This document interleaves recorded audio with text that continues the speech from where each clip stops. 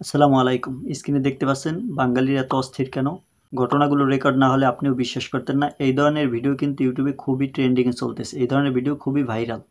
তো আপনি যদি ইউটিউবে সার্চ দেন অস্থির বাঙালি বা ঘটনাগুলো রেকর্ড না হলে বিশ্বাস করতেন না, এই ধরনের লেখা লিখে যদি আপনি ইউটিউবে সার্চ দেন তাহলে আপনি সেই ভিডিওগুলোর ভিউজ দেখলেই আপনি বুঝতে পারবেন সেই ভিডিওগুলোর চাহিদা কীরকম রয়েছে। তো এই ধরনের ভিডিওর থাম্বনেল কীভাবে বানানো হয় সেটাই আপনাদেরকে এই ভিডিওতে দেখাবো। তো এই ধরনের থাম্বনেল বানানোর জন্য আপনি সর্বপ্রথম আপনি যে ভিডিওগুলো তৈরি করবেন সেই ভিডিও থেকে আপনার 3টা স্ক্রিনশট দিয়ে নেবেন।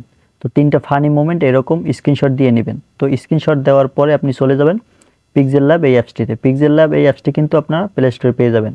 তো প্লে স্টোর থেকে আপনারা এই অ্যাপসটি ইনস্টল করে নেবেন। এই অ্যাপসটি ইনস্টল করে নেওয়ার পর এই যে দেখতে পাচ্ছেন এরকম আপনাদের সামনে একটা ইন্টারফেস শো করবে। তারপর এই যে দেখতে পাচ্ছেন 3 ডট, এখানে ক্লিক করবেন। 3 ডটে ক্লিক করার পর এই যে দেখতে পাচ্ছেন ইমেজ সাইজ, এই ইমেজ সাইজ এই অপশনে একটি ক্লিক করে দিবেন। তো ইমেজ সাইজ অপশনে ক্লিক করে দেওয়ার পর এই যে দেখতে পাচ্ছেন কাস্টম, এই কাস্টম লেখাটার উপর একটি ক্লিক করে দিবেন।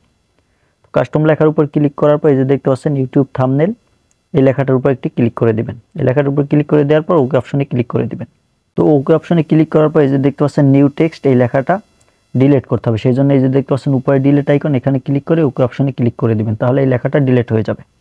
তো লেখাটা ডিলিট হওয়ার পরে এখন ওই যে 3টি ফটো স্ক্রিনশট দিয়েছিলেন সেই ফটো 3টি এখানে বসাতে হবে। তো সেই জন্য এই যে দেখতে পাচ্ছেন প্লাস আইকন, এই প্লাস আইকনে একটি ক্লিক করে দিবেন। প্লাস আইকনে ক্লিক করার পর এই যে দেখতে পাচ্ছেন ফ্রম গ্যালারি, ফ্রম গ্যালারি অপশনে একটি ক্লিক করে দিবেন। ফ্রম গ্যালারি অপশনে ক্লিক করার পর আপনার ফোল্ডারে থাকা সেই ফটোগুলো বা ভিডিওগুলো আপনার সামনে শো করবে। তো এখান থেকে আপনি যে ফটো 3টি স্ক্রিনশট দিয়েছিলেন সেই ফটো 3টি সিলেক্ট করে নেবেন। তো ফটো সিলেক্ট করার পর এই যে দেখতে পাচ্ছেন এখান থেকে 9:16, তারপর টিকমার্ক ক্লিক করে দিবেন। তারপর এই যে গোল বল ধরে এখানে বড় করে দেবেন, ফটোটি বড় করে এখানে দেখতে পাচ্ছেন মাঝখানে বসিয়ে নেবেন। মাঝখানে বসিয়ে দেওয়ার পর তারপর আবার প্লাস আইকনে ক্লিক করবেন, তারপর ফর্ম গ্যালারি।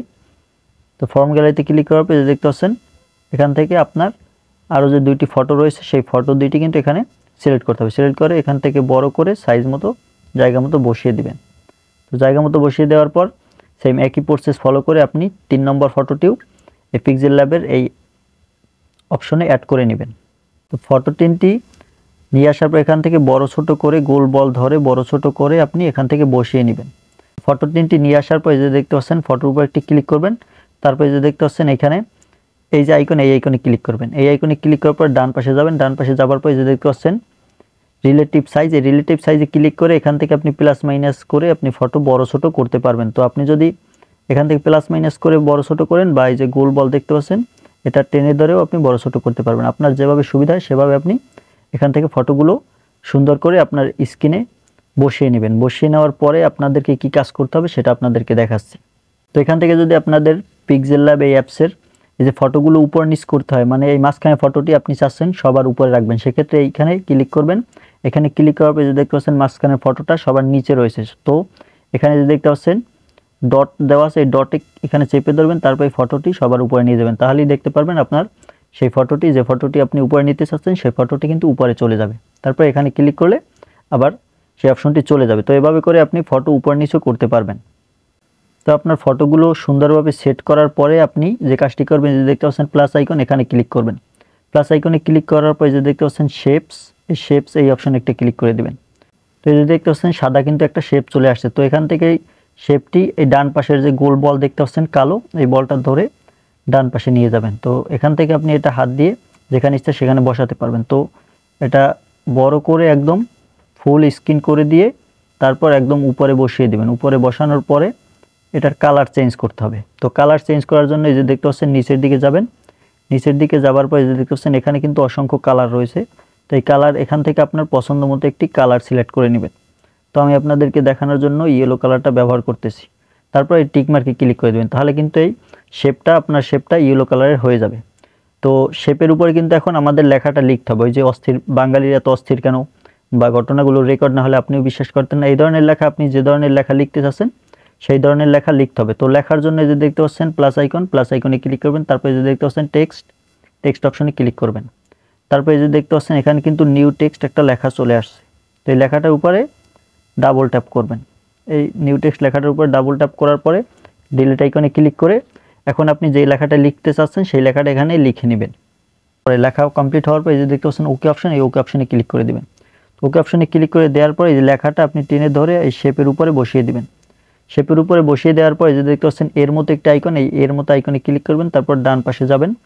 ডান পাশে যাবার পর এখানে এখন আমাদের এই লেখার কালারটা চেঞ্জ করতে হবে, যাতে লেখার কালারটা ফুটে ওঠে, কী লিখছি সেটা যাতে দর্শক বুঝতে পারে। সেই জন্য কিন্তু আমাদের এই কালার অপশনে ক্লিক করতে হবে। কালার অপশনে ক্লিক করার পরে এখান থেকে আমি ব্ল্যাক কালারটা সিলেক্ট করব। ব্ল্যাক কালারটা সিলেক্ট করলে দেখতে পাচ্ছেন এই লেখাটা কিন্তু স্পষ্ট বোঝা যাচ্ছে এখানে কী লিখছি, বাঙালির এত অস্থির কেন। তো তারপর টিকমার্কে ক্লিক করে দেবেন। টিকমার্কে ক্লিক করার পর ডান পাশে যাবেন।